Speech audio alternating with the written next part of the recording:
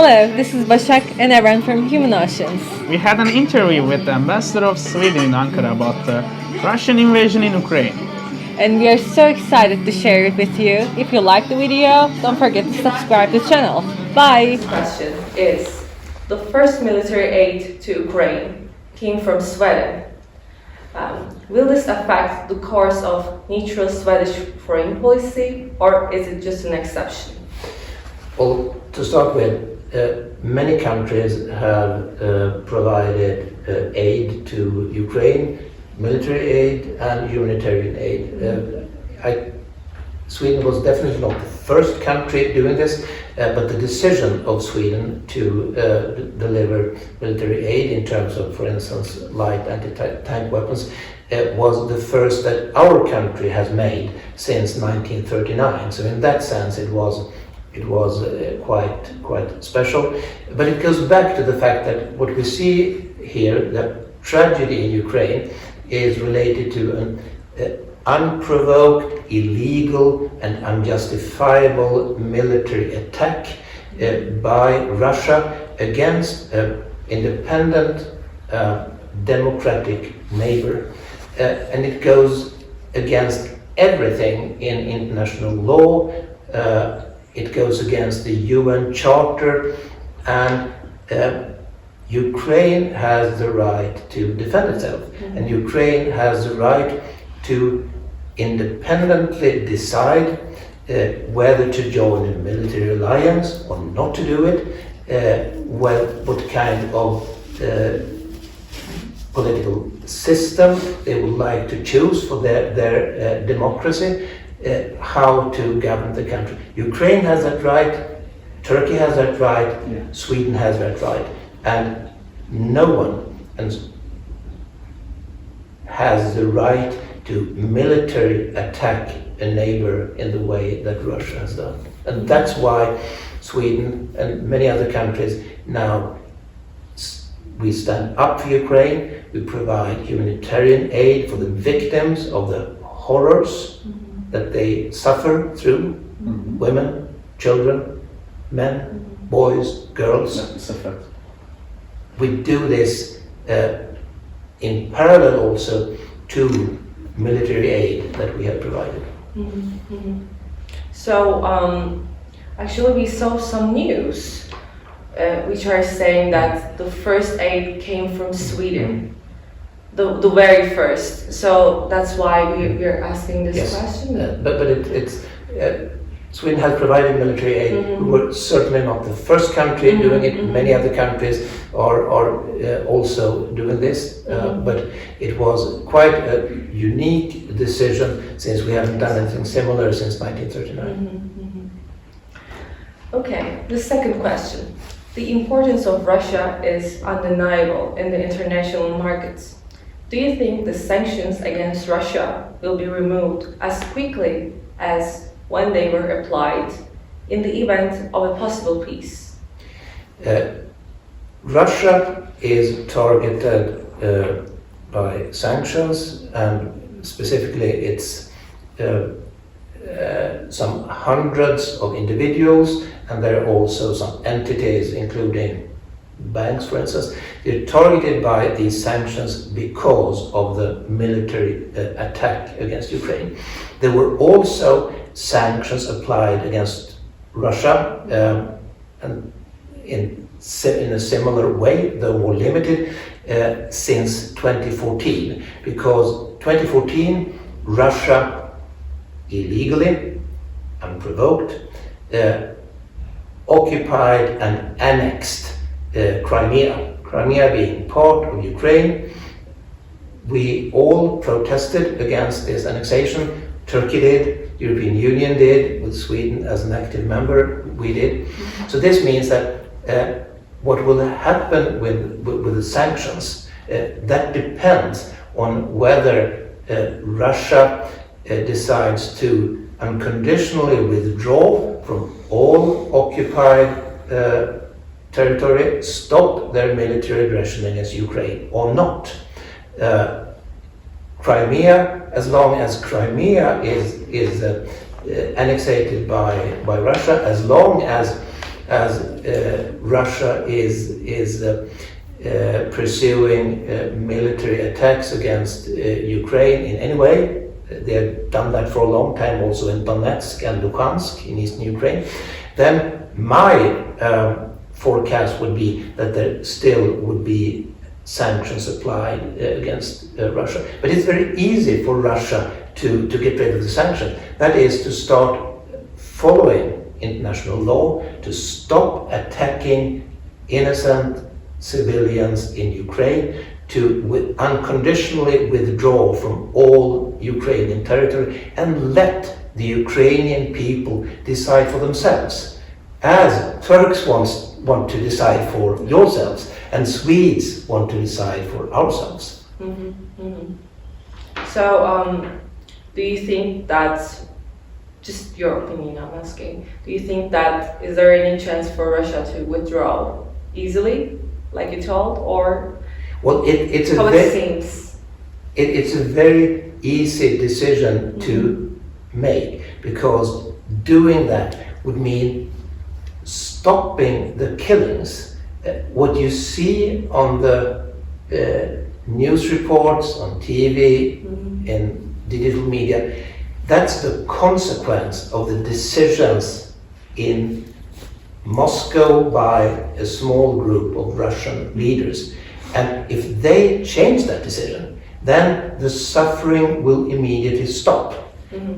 So I think from a purely humanitarian point of view, this ought to be a very easy decision. Unfortunately, we haven't seen any signs yet that Russia would be prepared to do that. The war doesn't seem to follow the plans and ambitions that the Russian leaders had, but they are not so far withdrawing, so it seems to me so far that they will continue, and I think that's horrifying. And I'm thinking of, I've been to Ukraine many times, I've met many Ukrainians, and they are the ones, the individuals suffering.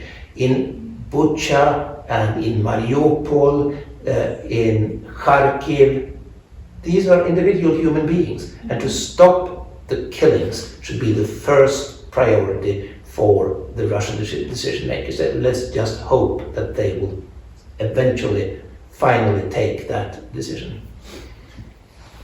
Okay. Question 3.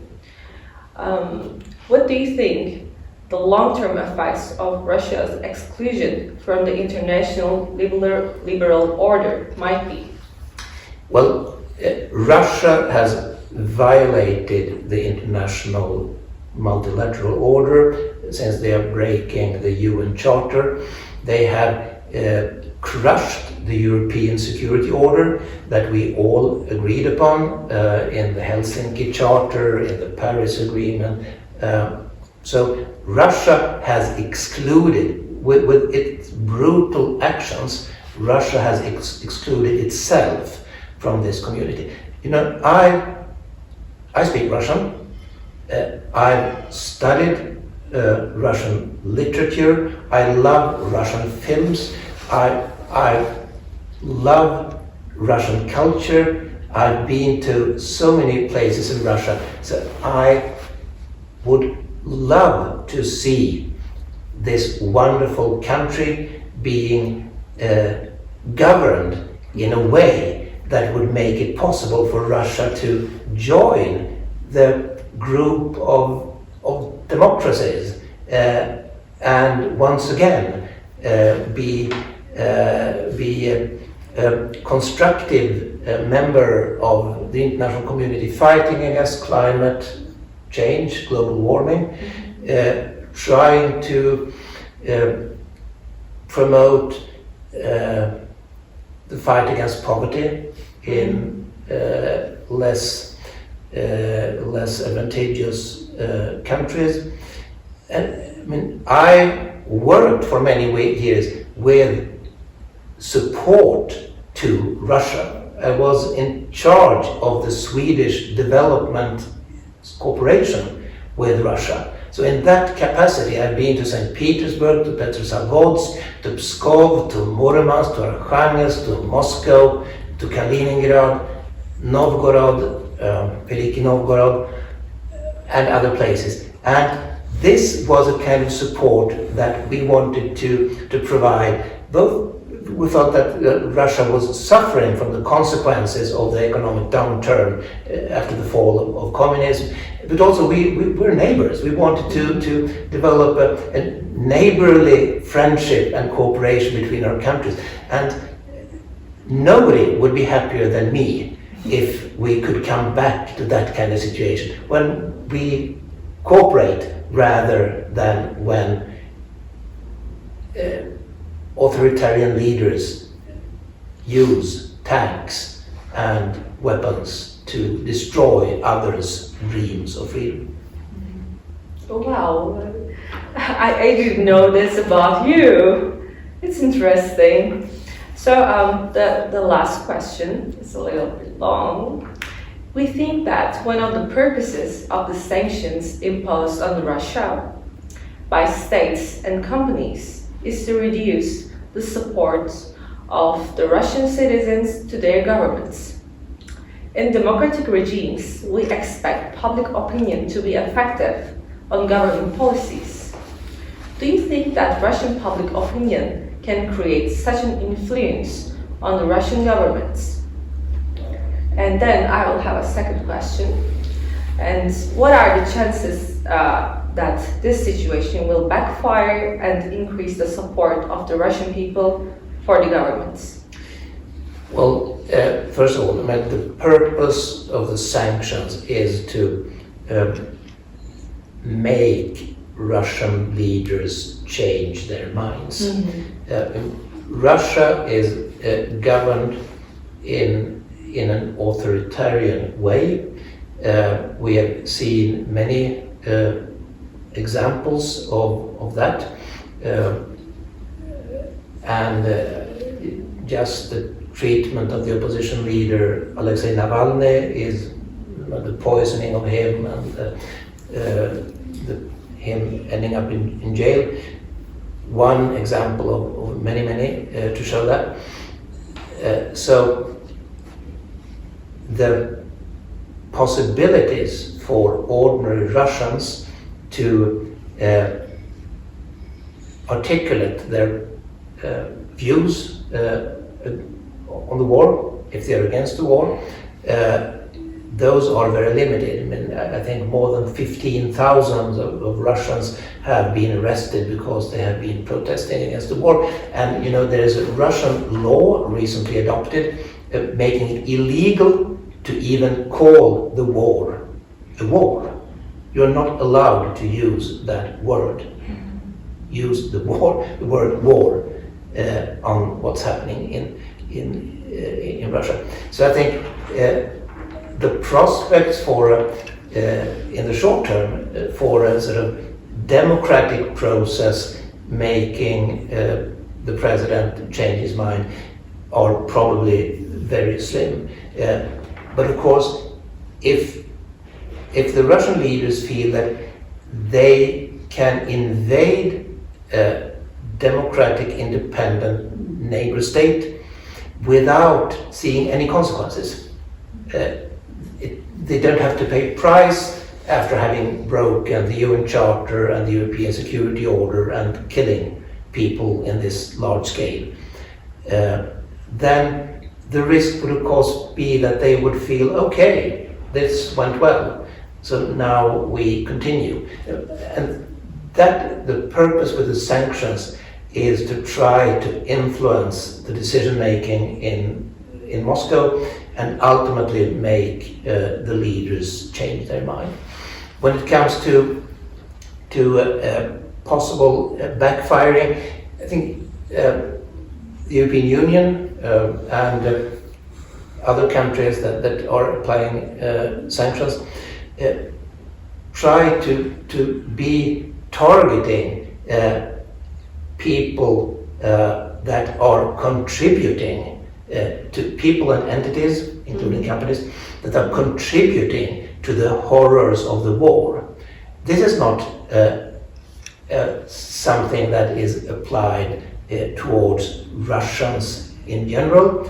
Obviously, Russian people also will suffer from the consequences of sanctions, as we are doing also in our countries. And the easiest, coming back to that, the easiest way of getting rid of all these consequences and risks for people feeling that they are treated in an unjustified way. That is to stop the unjustified, illegal, unprovoked war, to stop the killings, stop this mass suffering of Ukrainians. And just consider for a moment if it was your country.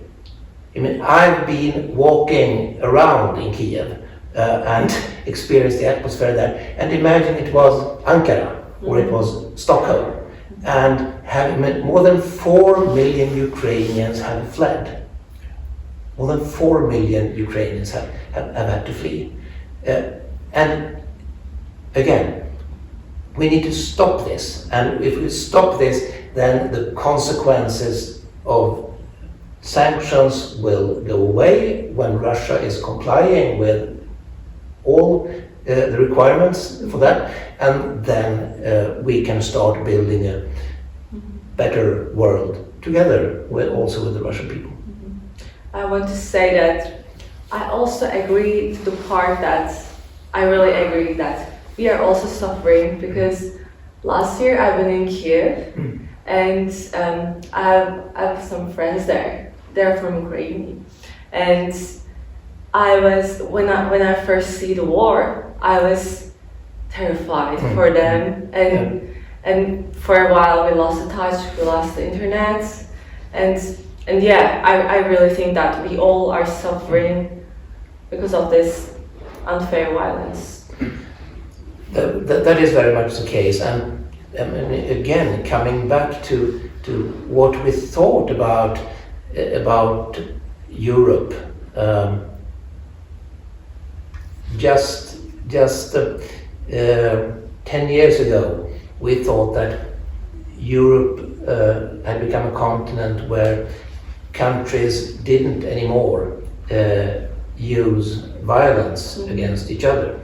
And to just imagine what Ukrainian people now are suffering. And I mean, I think it's important to make sure that the people that cause this suffering to your friends in Kiev, and not to talk about the 100,000 people that are still stuck in Mariupol, or the ones that lie dead on the streets of Bucha.